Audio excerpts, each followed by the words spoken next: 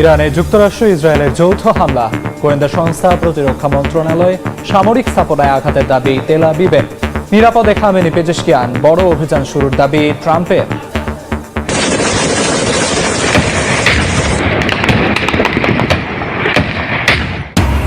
পাকিস্তান আফগানিস্তান সংঘাত আরও তীব্র, বাড়ছে প্রাণহানি, ক্ষয়ক্ষতি।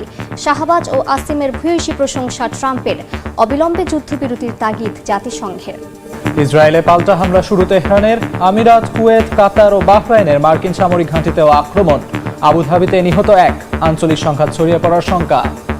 ইরানে যৌথ ক্ষেপণাস্ত্র হামলা চালিয়েছে ইসরায়েল ও যুক্তরাষ্ট্র। তেহরানে আয়াতুল্লাহ আলী খামেনির কার্যালয় সহ কয়েকটি গুরুত্বপূর্ণ এলাকায় বিস্ফোরণ হয়েছে। তবে দেশটির সর্বোচ্চ ধর্মীয় নেতাকে নিরাপদ আশ্রয়ে সরিয়ে নেওয়া হয়েছে বলে দাবি করেছে তেহরান। পাল্টা জবাব দিতে শুরু করেছে ইরানও। ইসরায়েলের পাশাপাশি আরব আমিরাত, কুয়েত, কাতার ও বাহরাইনের মার্কিন সামরিক ঘাঁটিতেও আক্রমণ চালানো হয়েছে। আবুধাবিতে নিহত হয়েছেন একজন। এর আগে পাল্টা হামলার আশঙ্কায় জরুরি অবস্থা জারি করে ইসরায়েল। বন্ধ রাখা হয়েছে আকাশসীমা।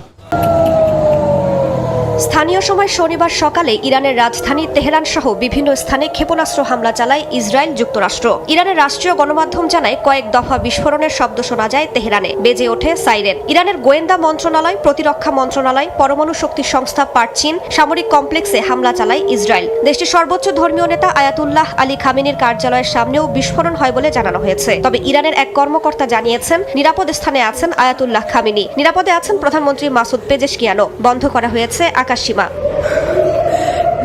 হামলার পাল্টা জবাব দিতে শুরু করেছে ইরানও। ইসরায়েলের উত্তরাঞ্চলে পাল্টা ক্ষেপণাস্ত্র ছুড়েছে দেশটি। ইসরায়েলের সেনাবাহিনী জানিয়েছে দেশের বিভিন্ন এলাকায় সতর্কতা সাইরেন বাজানো হয়েছে। তাৎক্ষণিকভাবে হতাহত কিংবা ক্ষয়ক্ষতির বিস্তারিত তথ্য জানা যায়নি। ইসরায়েলের পাশাপাশি সৌদি আরবের রিয়াদ, সংযুক্ত আরব আমিরাত, কাতার, বাহরাইন, কুয়েত সহ পারস্য উপসাগরীয় দেশগুলোতে অবস্থিত মার্কিন সামরিক ঘাঁটি লক্ষ্য করে ক্ষেপণাস্ত্র হামলা চালায় ইরান। এতে বাহরাইন, আবুধাবি ও কাতার সহ বিভিন্ন স্থানে ব্যাপক বিস্ফোরণের খবর পাওয়া গেছে। এদিকে ইরানের হামলার পর কাতারে মার্কিন দূতাবাস কর্মীদের নিরাপদে সরে যাওয়ার নির্দেশ দিয়েছে ওয়াশিংটন। ইরানের শাসন ব্যবস্থার হুমকি দূর করে মার্কিন জনগণকে রক্ষাই হামলার লক্ষ্য বলে জানিয়েছেন মার্কিন president Donald Trump. The armed forces and all of the police, I say tonight that you must lay down your weapons and have complete immunity. গেল কয়েকদিন ধরেই পরমাণু ইস্যুতে দফায় দফায় বৈঠক করে ওয়াশিংটন তেহরান। আলোচনা ভেস্তে গেলে ইরানে হামলার হুমকি দিয়ে আসছিলেন ডোনাল্ড ট্রাম্প। সেই হুমকি অবশেষে বাস্তবায়ন করল যুক্তরাষ্ট্র। আফগানিস্তান সংঘাত আরও তীব্র হয়ে উঠছে। আফগানিস্তানের বিভিন্ন শহরে পাকিস্তানের হামলায় অন্তত 297 জন নিহত হয়েছেন। এছাড়া 89টি সেনা চৌকি সহ 135টি ট্যাঙ্ক ও সাজোয়া যান ধ্বংসের দাবি করেছে ইসলামাবাদ। আফগানিস্তানের হামলায় প্রাণহানি ও ক্ষয়ক্ষতি বাড়ছে পাকিস্তানেরও। এর মধ্যেই আফগানিস্তানের বিরুদ্ধে যুদ্ধে পাকিস্তানের প্রধানমন্ত্রী শাহবাজ শরীফ ও সেনাপ্রধান আসিম মুনিরের ভূমিকার ভূয়সী প্রশংসা করেন মার্কিন প্রেসিডেন্ট ডোনাল্ড ট্রাম্প। স্থানীয় সময় শুক্রবার আফগানিস্তানে অপারেশন গজব-লিল হক নামে সামরিক অভিযান চালায় পাকিস্তান। এরপর থেকেই উত্তেজনা ছড়িয়ে পড়ে দুই দেশে। হামলায় বহু তালেবান সদস্য হতাহতের দাবি করেছে ইসলামাবাদ। বলছে ধ্বংস করা হয়েছে বহু সেনা চৌকি, ট্যাঙ্ক ও সাজোয়া যান। আফগানিস্তানকে হুঁশিয়ার করে পাকিস্তানের প্রধানমন্ত্রী শাহবাজ শরীফ বলেন, তালেবান সরকারের যে কোনো অপতৎপরতায় জিরো টলারেন্স নীতি মেনে চলবে ইসলামাবাদ। ফিল্ড মার্শাল আসিম মুনিরের নেতৃত্বে পাকিস্তানি সশস্ত্র বাহিনী সবসময় দেশ রক্ষায় প্রস্তুত। পাকিস্তান জানে কিভাবে যে কোনো আগ্রাসনের বিরুদ্ধে নিজেকে রক্ষা করতে হয়। অন্যদিকে পাকিস্তানকে আরও শক্তিশালী ও কার্যকর জবাবের হুঁশিয়ারি দিয়েছেন আফগান সেনাপ্রধান।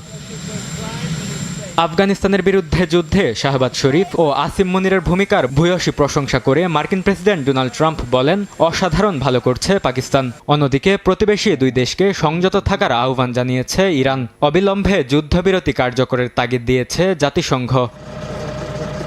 আফগানিস্তানের সঙ্গে চলমান যুদ্ধাবস্থার মধ্যে নিরাপত্তা শঙ্কায় পাকিস্তান জুড়ে সব ধরনের ড্রোন উড়ানোয় নিষেধাজ্ঞা দিয়েছে দেশটির কেন্দ্রীয় সরকার। যুক্তরাষ্ট্র ইরান পরমাণু আলোচনার টেবিল থেকে সরাসরি যুদ্ধ শুরু করল ইসরায়েল। মাত্র 9 মাসের মাথায় তেহরানে আবারও হামলা চালালো নেতানিয়াহু সরকার। ইরানে সরকার বিরোধী আন্দোলন সহ নানাভাবে ইরানের শাসক পরিবর্তনের চেষ্টা চালানোরও অভিযোগ উঠেছে যুক্তরাষ্ট্র ও ইসরায়েলের বিরুদ্ধে। তা ব্যর্থ হলেও নতুন করে সংঘাত শুরু করলো দেশ দুটি। ইরান ইসরায়েলের 12 দিনের রক্তক্ষয়ী সংঘাতের বছর পার না হতেই আবারও হামলা শুরু করল নেতানিয়াহু সরকার। গেল বছরের 13 জুন অপারেশন রাইজিং লায়নে ইরানের পরমাণু স্থাপনা ও ড্রোন সক্ষমতাকে লক্ষ্য করে ব্যাপক বিমান হামলা চালায় ইসরায়েল। যুক্তরাষ্ট্র সেই অভিযানে অংশ নেয়। সে সময় ইরানের 3টি প্রধান পরমাণু কেন্দ্রে আঘাতের দাবি করে পেন্টাগন। 12 দিনের সংঘাত শেষে ডোনাল্ড ট্রাম্পের মধ্যস্থতায় যুদ্ধবিরতি হলেও পারস্পরিক অবিশ্বাস চরমে পৌঁছে যায়। সেই যুদ্ধ পরবর্তী উত্তেজনাই এবছরের সংকটের ভিত গড়ে দেয়। রিয়ালের পতন ও অর্থনৈতিক চাপের দোহাই দিয়ে ইরানের জনগণকে তেহরান সহ বড় শহরগুলোতে সরকার বিরোধী বিক্ষোভের মাধ্যমে উস্কানি দেওয়ারও অভিযোগ ওঠে যুক্তরাষ্ট্র ও ইসরায়েলের বিরুদ্ধে। শেষমেশ সেই আন্দোলন সরকার টলাতে ব্যর্থ হয়। অস্থিরতার মাঝেই ইরান 60% পর্যন্ত ইউরেনিয়াম সমৃদ্ধকরণ এবং ব্যালিস্টিক মিসাইল পুনর্গঠনের পথে হাঁটে বলে জানায় একাধিক গণমাধ্যম। এর মধ্যেই আন্তর্জাতিক পরমাণু শক্তি সংস্থা IAEA জানায় সমৃদ্ধকরণ কার্যক্রম আবারও ত্বরান্বিত করেছে ইরান, যা আঞ্চলিক নিরাপত্তা সমীকরণ আরও জটিল করে তোলে। এরপর 6 ফেব্রুয়ারি ওমানের মধ্যস্থতায় জেনেভায় নতুন করে শুরু হয় ওয়াশিংটন তেহরান পরমাণু সংলাপ। ট্রাম্প শর্ত দেন শুধু পরমাণু নয়, ব্যালিস্টিক মিসাইল কর্মসূচি এবং আঞ্চলিক যুদ্ধে মিত্র সংগঠনগুলোকে সমর্থনও বন্ধ করতে হবে। এর মধ্যেই চলে পাল্টাপাল্টি হুমকি। সবশেষ বৃহস্পতিবার জেনেভায় আবারও আলোচনা শুরু করে তেহরান ও ওয়াশিংটনের প্রতিনিধিরা। তবে আলোচনার মধ্যেই হামলা শুরু করল ইসরায়েল ও যুক্তরাষ্ট্র। স্থানীয় সময় শনিবার সকালে তেহরানে ইরানের সর্বোচ্চ ধর্মীয় নেতা আয়াতুল্লাহ আলী খামেনির কার্যালয়ের সামনে বিস্ফোরণের খবর পাওয়া যায়। ইসরায়েলি প্রতিরক্ষা মন্ত্রী ইসরায়েল কাৎজ জানান, সম্ভাব্য হামলা ঠেকাতে তেহরানে হামলা চালিয়েছে তেল আবিব। সেহরি করতে সমবেত হওয়া গাজাবাসীর উপর সামরিক হামলা চালিয়েছে ইসরায়েল। একদিনে ইসরায়েলি বাহিনীর বর্বরতায় উপত্যকার বিভিন্ন স্থানে অন্তত 7 জন ফিলিস্তিনি নিহত হয়েছেন। রমজানের দ্বিতীয় শুক্রবারেও অধিকৃত পশ্চিম তীরে সেনা মোতায়েন জোরদার করেছে তেল আবিব। আল আকসায় প্রবেশে অনুমতি পাননি অনেক মুসল্লি। অন্যদিকে দখলকৃত পশ্চিম তীরে সরাসরি পাসপোর্ট সেবা চালু করেছে যুক্তরাষ্ট্র। দক্ষিণ গাজার খান ইউনিসের পশ্চিমে আল মাওয়াসি এলাকায় সেহরির সময় বেসামরিক সমাবেশে হামলা চালায় ইসরায়েল। এতে বেশ কয়েকজন নিহত হয়েছেন। একই দিন মধ্য গাজার বুরেজ শরণার্থী শিবিরের প্রবেশমুখের একটি সড়কে পুলিশ চেকপোস্টে হামলায় বেশ কয়েকজন পুলিশ সদস্য হতাহত হয়েছেন। গাজার স্বরাষ্ট্র মন্ত্রণালয় বলছে, যুদ্ধবিরতির চুক্তির আওতায় রয়েছে এমন স্থানেও হামলা চালিয়েছে নেতানিয়াহু বাহিনী। রমজানের দ্বিতীয় শুক্রবারেও অধিকৃত পশ্চিম তীরে বড় আকারে সেনা মোতায়েন করেছে ইসরায়েলি সেনাবাহিনী। নিরাপত্তা জোরদার করা হয়েছে জেরুজালেমমুখী চেকপয়েন্টগুলোতে। আল আকসা মসজিদে নামাজ আদায়ের আশায় ভোরের আগেই কেলান্দিয়া সামরিক চেকপোস্টে জড়ো হন হাজারো ফিলিস্তিনি। তবে পূর্ব নির্ধারিত শর্ত পূরণ না করার অভিযোগে বহু মুসল্লিকে মসজিদে প্রবেশের অনুমতি দেয়নি দখলদাররা। আগে আমরা পরিচয়পত্র দেখিয়ে কোনো বাধা ছাড়াই এখানে নামাজ আদায় করতাম, কিন্তু সাম্প্রতিক সময়ে নানা বিধিনিষেধ আরোপ করা হয়েছে এবং আল আকসায় মুসল্লির সংখ্যা কমিয়ে দেওয়া হয়েছে। পশ্চিম দিক থেকে নির্দিষ্ট সংখ্যক মুসল্লিকে নামাজের অনুমতি দেওয়া হচ্ছে। দখলকৃত পশ্চিম তীরে সরাসরি পাসপোর্ট সেবা চালু করেছে যুক্তরাষ্ট্র। জেরুজালেমে অবস্থিত মার্কিন দূতাবাস এক পোস্টে জানায়, প্রবাসী মার্কিন নাগরিকদের কাছে পৌঁছানোর অংশ হিসেবেই এ পদক্ষেপ নেওয়া হয়েছে, যা পশ্চিম তীরে কোনো বসতিতে এ ধরনের সেবা দেয়া প্রথম ঘটনা। দূতাবাস জানায়, একই ধরনের সেবা রামাল্লাহ, বেইতার ইলিদ বসতি এবং ইসরায়েলের হাইফা শহরেও দেয়া হবে। অন্যদিকে জাতিসংঘের মুখপাত্র স্টেফান দুজারিক জানান, ফেব্রুয়ারিতে গাজামুখী অর্ধেকেরও বেশি মানবিক সহায়তা প্রবেশে বাধা দিয়েছে ইসরায়েলি কর্তৃপক্ষ। ফলে উপত্যকায় খাদ্য সরবরাহ অর্ধেকে নেমে এসেছে। মিশর করিডোর দিয়ে প্রবেশ করা অন্তত 2/3 ত্রাণবাহী ট্রাক ফেরত পাঠানো হয়েছে বলেও জানান তিনি। গাজায় ত্রাণ প্রবাহ ব্যাহত হওয়ায় মানবিক সংকট আরও তীব্র হওয়ার আশঙ্কা করছে জাতিসংঘ। দীর্ঘদিন ধরে যে ইরান ইসরায়েলের মধ্যবর্তী যে সংঘাত, আসলে সেই সঙ্গে ইরানের সঙ্গে যুক্তরাষ্ট্র ইসরায়েলের সংঘাত শুরুর সঙ্গে সঙ্গে উত্তেজনা ছড়িয়ে পড়েছে গোটা মধ্যপ্রাচ্যে। এরই মধ্যে আকাশসীমা বন্ধ করেছে ইরাক, কাতার। বিশ্লেষকরা বলছে এই সংঘাত উপসাগরীয় দেশগুলোর কূটনৈতিক ভারসাম্যেও প্রভাব ফেলবে। আর প্রক্সি নেটওয়ার্ক সক্রিয় হলে যুদ্ধ আঞ্চলিক সংঘাতে রূপ নিতে পারে বলে শঙ্কা তাদের, যা প্রভাব ফেলতে পারে বিশ্ব বাণিজ্যে।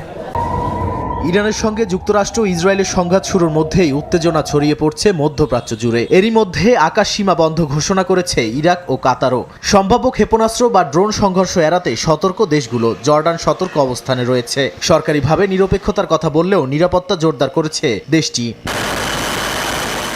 মধ্যপ্রাচ্যে মার্কিন নৌবহরের অস্বাভাবিক সমাবেশ আঞ্চলিক স্থিতিশীলতাকে নতুন প্রশ্নের মুখে ফেলেছে। উপসাগরীয় মিত্ররা প্রকাশ্যে নিরপেক্ষ সুরে কথা বললেও নিরাপত্তা সহযোগিতা অব্যাহত রেখেছে, যা ইরানের কাছে পরোক্ষ সহায়তা হিসেবে বিবেচিত হতে পারে। বিশ্লেষকরা বলছেন, সেক্ষেত্রে যুক্তরাষ্ট্র বসে থাকবে না।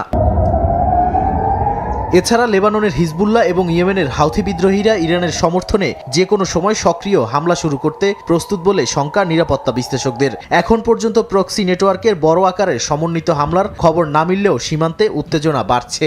ইরানের সমর্থনে তাদের হামলা সংঘাতকে বহুমাত্রিক করে তুলবে বলে মনে করেন বিশ্লেষকরা। এবারের সংঘাত দীর্ঘায়িত হলে ইরাক সিরিয়া করিডর, লেবানন সীমান্ত এবং লোহিত সাগর হয়ে ইসরায়েলমুখী বাণিজ্য পথ ঝুঁকির মুখে পড়তে পারে।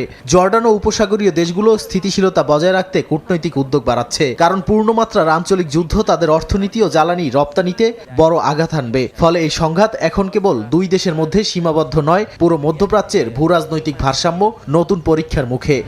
ইউক্রেনের জাপোরিজ্জিয়া অঞ্চলে ড্রোন ও ক্ষেপণাস্ত্র হামলা চালিয়েছে রাশিয়া। এতে শিশুসহ অন্তত 10 জন আহত হয়েছেন। ক্ষতিগ্রস্ত হয়েছে শপিং মল সহ বিভিন্ন স্থাপনা। এছাড়া ইউক্রেনের দক্ষিণ পূর্বাঞ্চলে আরও একটি গ্রাম দখলে নেয়ার দাবি করেছে রুশ প্রতিরক্ষা মন্ত্রণালয়। হামলার মধ্যে জাপোরিজ্জিয়ায় পারমাণবিক বিদ্যুৎ কেন্দ্র এলাকায় যুদ্ধবিরতিতে সম্মত হয়েছে দুই দেশ। অন্যদিকে ইউক্রেন সফরে ঘানার পররাষ্ট্রমন্ত্রী জানান, রাশিয়ার পক্ষে লড়াইয়ে জড়িয়ে তাদের 55 নাগরিক নিহত হয়েছে। দফায় দফায় আলোচনা অব্যাহত থাকলেও থামছে না রাশিয়া ইউক্রেন সংঘাত। শুক্রবারও ইউক্রেনের বেশ কয়েকটি অঞ্চলে ড্রোন ও ক্ষেপণাস্ত্র হামলা চালায় রুশ সেনারা। দেশটির জাপোরিজ্জিয়া অঞ্চলের গভর্নর জানান, তাদের 31টি বসতিতে 720টিরও বেশি হামলা চালায় রাশিয়া। এতে শিশুসহ বেশ কয়েকজন হতাহত হয়েছেন। এছাড়া 3টি উঁচু ভবন ও 2টি শপিং মল সহ ব্যক্তিগত স্থাপনার ক্ষয়ক্ষতি হয়েছে।